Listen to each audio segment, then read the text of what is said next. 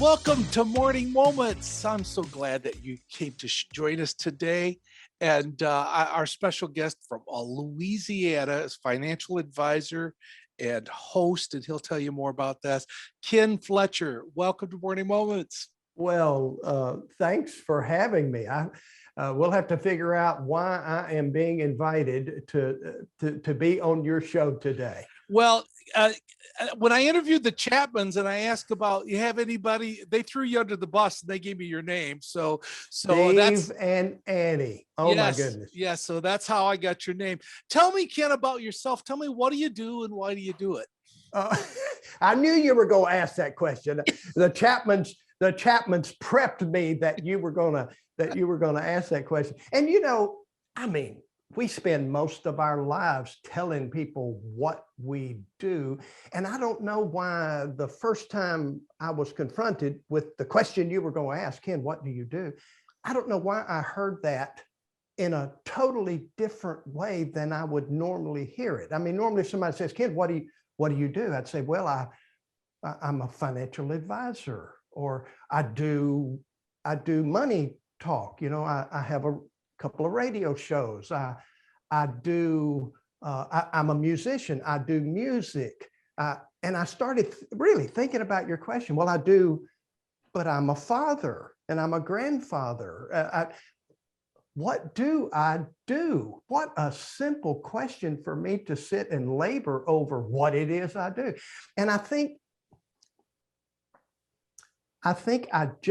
what was happening in me with that question is it so important what you do, or is it more important who you are? Who are you, Ken Fletcher? Not just what you do, but who are you and who are you becoming? I can say I'm a financial advisor for 41 years. Some would say I should have retired long ago, but I'm having way too much fun to retire. I know I'm old enough to retire, but I don't want to retire. And so what do you do? And so the obvious answer is you're a financial advisor, in addition to the other and how music has driven my life. And really, because it was Steve and Annie that threw me under the bus and gave you my name and thought that we could have fun together in these few minutes on your Morning Moments. I thought back to that original time when I was making the decision to become a financial advisor. And it really goes back to Nashville, Tennessee. You see, when Steve and Annie talked to you, Steve said it took 5 men to replace Annie when she went off the road. Well, I was one of those 5 men. And I ended up playing bass. So I played the low part and I sang Annie's high part for several years in Dogwood back in the 70s, when contemporary Christian music was just getting its wings. And that was a lot of fun. And that was coming to an end. And I had just had this incredible conversation with my wife of 3 years to really find out what her dreams were for this next season of life as Dogwood was coming to an end. Now, of course, I should have already known this, but it hit me between the eyes when her dream was to be a full-time mom and to be at home and to raise children. And we even ended up homeschooling our children.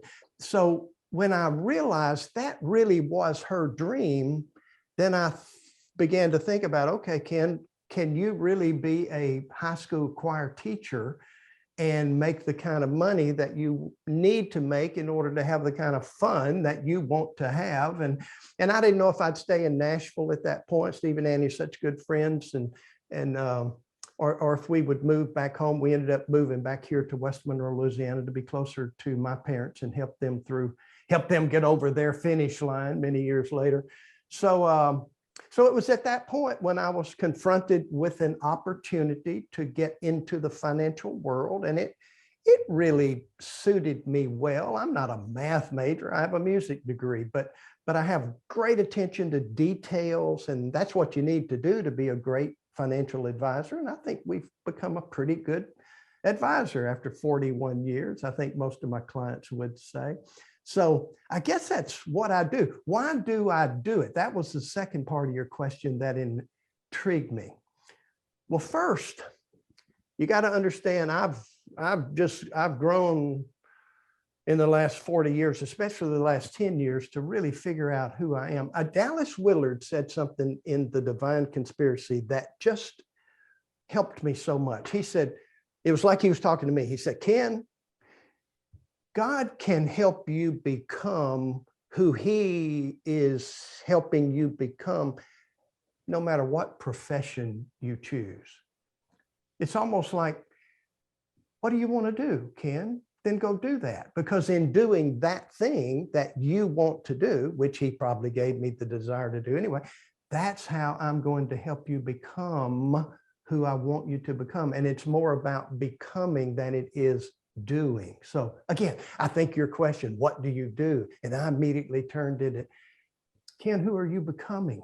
Are you becoming the kind of person that looks more and more like Christ here on this earth before you take that next step across the finish line into heaven? So all that was in my mind when you said, what do you do? You probably need to rein me in and help me focus a little bit, Mr. Host. It was fun just listening to you. I really enjoyed that.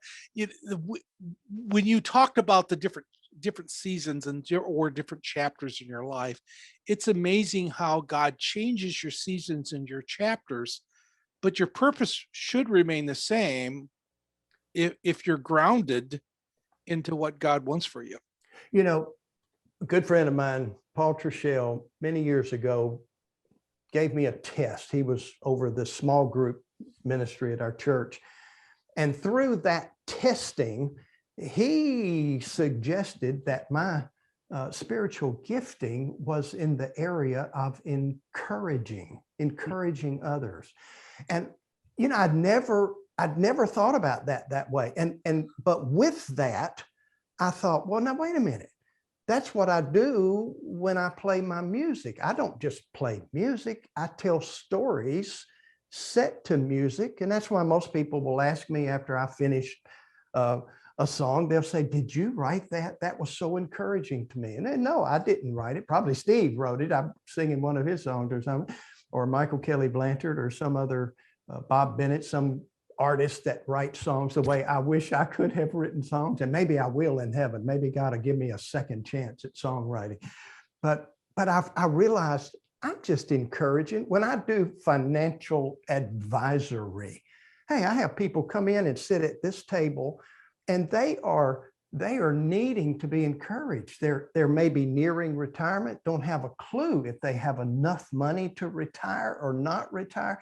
And yes, they need financial advice, but the gift God gave me was encouragement. And so the encouragement just rolls out into whatever venue you're doing. As a father, you're not to exasperate your children, you're to encourage them and build them up. As grandfathers and grandmothers, our goal is not to beat up on our grandkids, it's to encourage them and build them up. So I don't know, for me, it was just a breath of light and fresh air to find that maybe God really did create me to encourage people. And so if that is true, and that's what my gift is, I find it coming out in everything I do.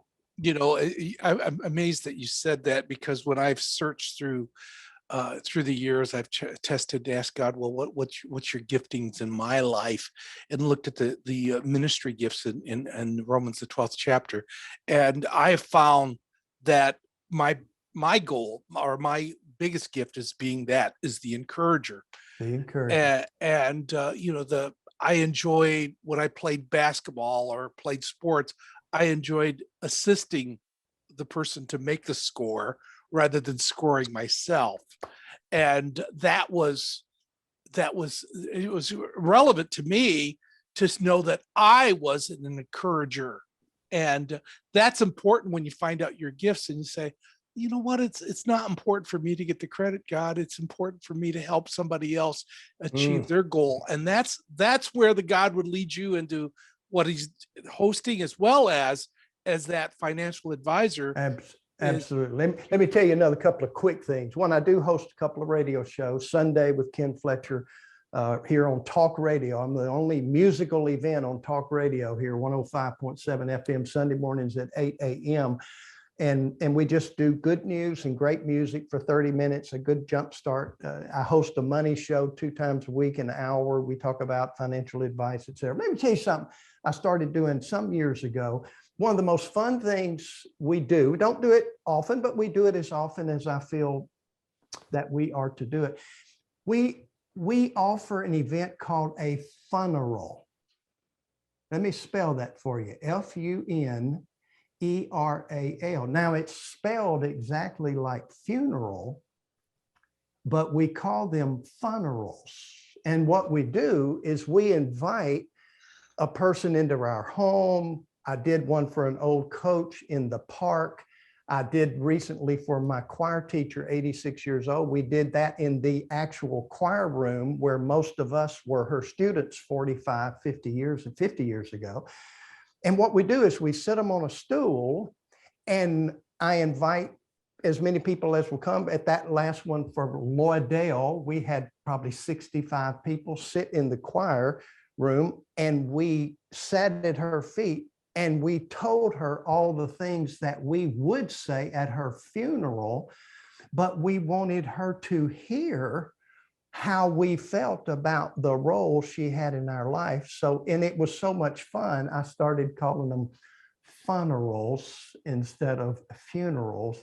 And one thing I encourage your listeners to do is you go find somebody that meant something to you, that played a role in your life at a time in your life. And you look back at it now and you think, oh, that was God. God showed up at that point in my, you probably didn't realize that at the time, but looking back, you're saying that was God himself showing up in that person who played a role in my life. Go back to that person. Now, if you're not an organizer and you don't want to do a funeral and invite 100 or 200 people to say nice things to that person, invite 2 or 3 people, or you at least just go to them yourself and say, hey, you mean something to me. You did good.